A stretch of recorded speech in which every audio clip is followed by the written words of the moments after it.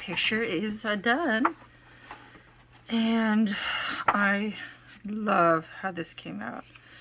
Now, I may end up reposting it. I posted it to my Instagram, but I used a filter on it to kind of clean it up and, you know, smooth things out, you know, stuff like that. And I think it sort of washed out her skin. Because really her skin, I worked so hard on that skin. I used pastel pencils, I used the polychromos type pencils, you know, I used all kind of stuff. And oh, one other thing, hold on a second. What is it? I almost forgot one other thing. So I forgot to film this part. I'm like, dang it. I'm looking through the segments and I see this part. Yep, okay, this part, yada yada. And then I see nothing for this, and I'm like, ooh. So I thought I would go over that and just go over everything that I did with it. Now, for the trees, I basically used these. These are, well, 3 out of the 4 of these are Stabilo, Caput pencils. I think I said that right. And you know, the thing is, you have your light, your mid-tone, and then your darker tone. And then this tone, this one is sort of somewhere in between. This is by Derwent. I'm not as big a fan of theirs because theirs tend to break and fall out a lot more than the Stabilo ones do. But so this is kind of an extra, kind of goes like that. Whoops, sorry. So I will write this in the description, but that's what I used basically for the trees. And I just started with the lightest one, and I just played around with it and gradually added in my mid-tones and to the darker tones, and I went back and forth between the darker and the lighter, you know, just as kind of tinkering with it. I also used a Q-tip and a little brush. If you don't want as dramatic a stroke mark as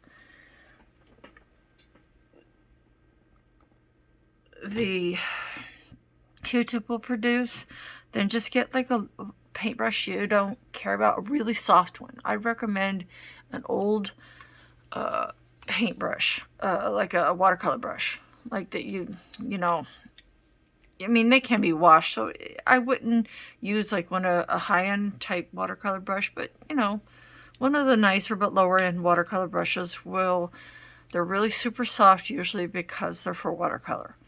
Now, make sure you don't end up getting the mixed brushes because those are not soft enough. So if you want to do something like this really soft effect that I achieved here, you need a straight-up watercolor brush with a soft, let's see if I have it in here. I mean, this is just the Q-tip that I used. But you just want here, this is what I used. I kept everything that I used in this little tray, which, by the way, I got at the Dollar Tree. I got this along with several others as a set from Five Below, which is kind of like a discount store. It's like a higher end Dollar Tree. But I used it. You could see the green that's still on it. From when I used it, it did stain it a little. So, now this is not I'm going to take back what I said a moment ago. It is not a straight water, it's actually a makeup brush. So if you don't have a straight up watercolor brush, sometimes if you're careful, you can get a makeup brush that will work really well. And I recommend, you see how how soft, and it's not pointed or sharp. It's got a very soft, muted, slightly rounded end. This kind works best for this sort of thing where you want a super soft effect. But yeah, I just use these for that. And the white little spots are posca. Let's see. I believe for the hair, I used a little bit of gelato, a little bit, but not too much. It's 9/10, just as like a touch up. And I used a little bit of, I used it up here basically to kind of give it a little sparkle. But this is all pretty much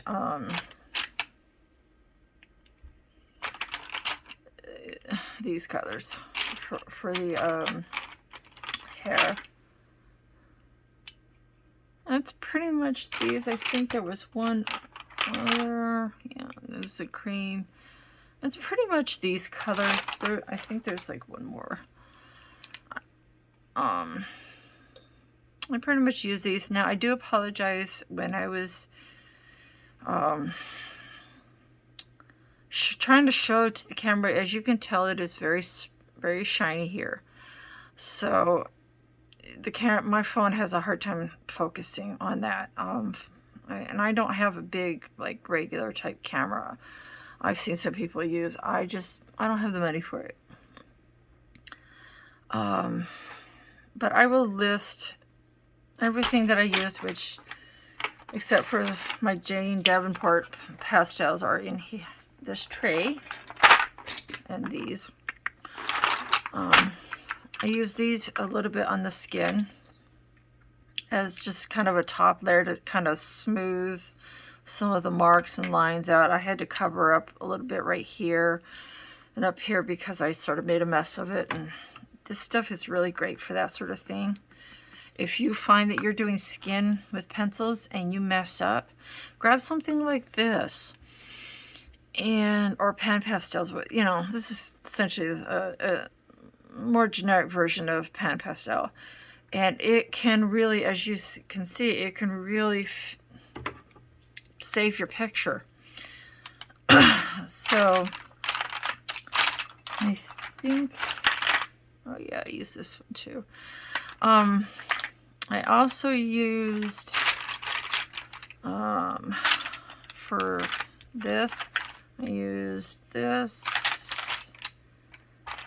and because the gold really came out good. I actually did, they do have a gold pencil. This is Koh-l-noor. Koh-l-noor. I think I said that right. It's tricky. Let's see, I'm looking for the reddish one. Here it is. And I think there's I think I used this one too. That came out really good. And then of course, I had,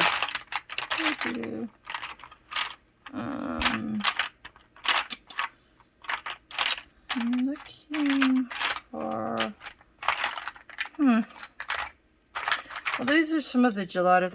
I'm looking, if I can see it, I'll pop up. But I also use the Koh-l-noors for the skin, a lot for the skin as well, which is, so by some of the colors I'm not going to show again because it kind of overlaps. But really, if you do mess up with the pencils, this sort of thing can really save your day. But these are some of the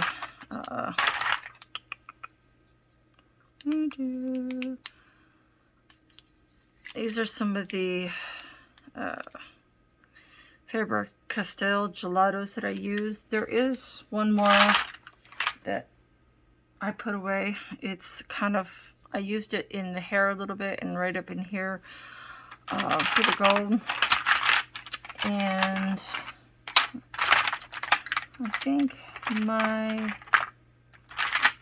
gold glitter pen that I used, excuse the rattling around, I'll have to look it up. All right, it must have gotten taken out of my tray.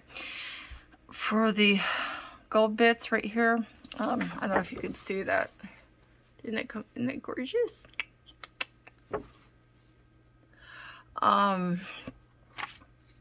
I used a couple of different wet mediums, and they got put away, so I'll have to pull them back out.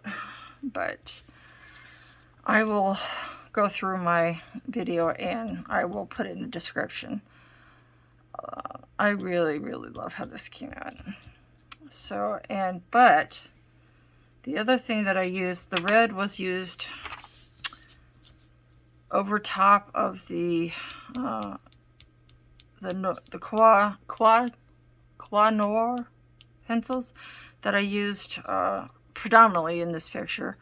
I used these two to kind of like smooth it out, enrich it, make it pop. One is the iridescent, one is just a bright. If you could see the iridescent one, yeah, I'll show it to you. I'm gonna try to. Ta-da! You see how that is? Yeah. So, and I kind of did the same with this. It's a matter of tinkering. This white one was used predominantly here, in here. And I kind of used a Q-tip to kind of smooth that out. But the thing that I'm most proud of is the snowflakes. Besides the crown, this is snowflakes, because these snowflakes were already here in the picture. And if you look carefully, you might see a couple down here where I just didn't add them in. But I don't know if you could see. But there's another one down here underneath the surface. I just left it alone. But I basically used the Gelatos for the background. That's entirely what this background is Gelatos, which is hence the blue ones. And I let that dry, and I kind of smushed it around with the white, and so that it kind of gave the effect of like clouds and stuff. But I didn't go so heavy with it that I could not see the grayscale snowflakes. So I just took this from Jelly Roll. And I know a lot of people, you know, I think Jelly Rolls are amazing. Sparkle Pops, you know, Pentals are also good, but I love these ones in particular. They're very distinctive because of the color and the lid. And I just basically traced it, and then I just flicked it around, vaguely resembling what some of the snowflakes were, and some of them were. I didn't worry about it. I didn't stress over it. I just kind of wanted to have fun with it. But yeah, this is pretty much... Oops. Oh, yeah, I forgot with this. One of the things that added the depth besides these Gelatos was in the beginning here, this part of it, and this part of it was this pink. And I made sure that my darker colors were all of a pinkish variety. So that's a little tip that I'm going to give you for this picture, this part right here. When you're doing something like this, if you want it to have depth, is to, like, say you have, trying to arrange these so that they are kind of order there. And I also used a similar version on the lips. When you're doing something like this, don't add like a pinkish red with an orange-ish red. Even if it's a darker color, you know, it's gonna look weird. I've accidentally done it and it does not work. So why this works is because these are all pink in a sense. I mean, what is red but, you know, kind of these, you know, done a little bit differently. So I started with the slight one, and then I just kept on moving down. This one should be on the bottom. And that's why it works. So, you know, just food for thought. If you're going to do something like this, you can see how great it makes it look. I mean, I'm no professional artist, but I've learned some things in this. This is my tip for the day, among many, that if I was going to do like an orangish version of this, then I would take out the two pink straight up pink pencils and substitute them for an orange type pencil of some kind. And my reds would have that orange undertone as well, and that just gives it depth and continuity. And also, especially when you're doing grayscale, because this was very, very much of a grayscale picture. It wasn't heavy grayscale. I would say it's mid-tone, mid-range.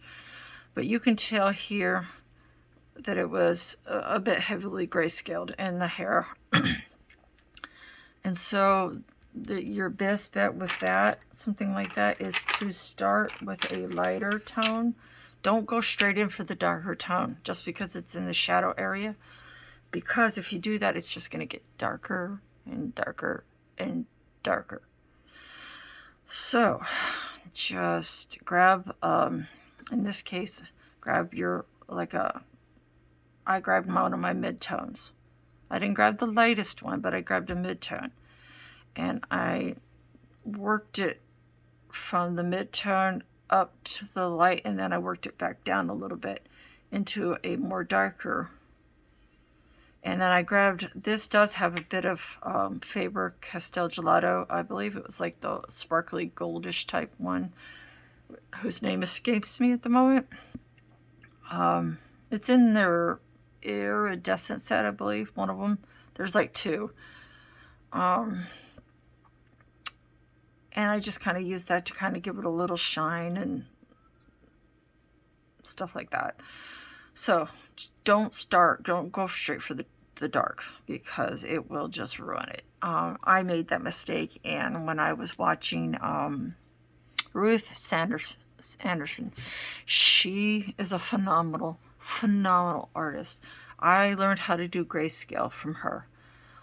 She doesn't really do YouTube videos anymore, which is a shame. She did them during the height of the pandemic. And last Christmas, I learned how to do grayscale thanks to her. She is a phenomenally talented artist. I highly recommend looking her up. She does still do stuff for her Etsy store.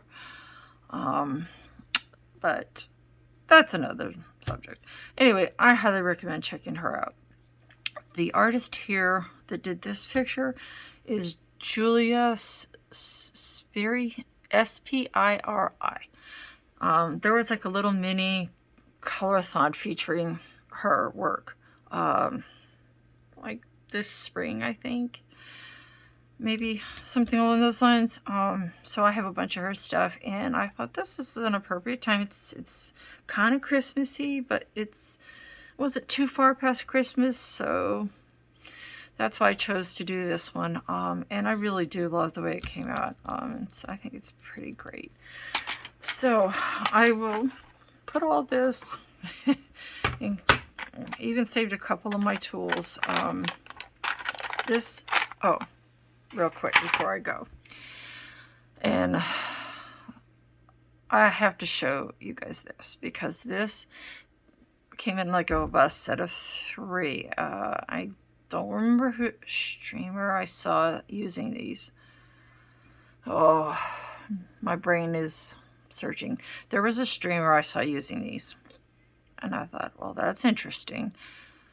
And you can use it wet, dry. I wouldn't recommend using this on the pastels though, because it will dig it to death. I wouldn't suggest that.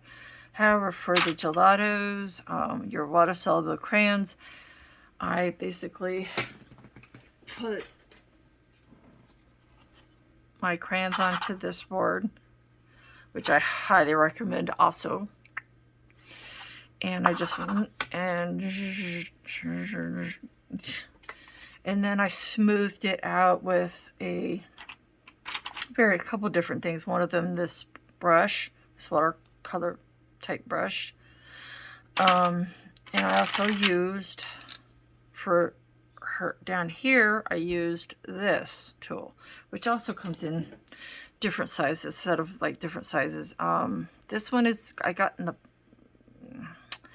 like the gelato type section, water soluble crayon type section at Michael's. And like I said, it comes in like a really small one and to one that's bigger than this one. And I just kind of used it like this. And that's how I got it on with such a nice gradient. Tools matter, people. This worked really good for up here because I wanted it very kind of abstract. Down here I wanted it very directional and smooth. So tools matter, guys. So I will put all of this in my description, and I'll talk to you guys later.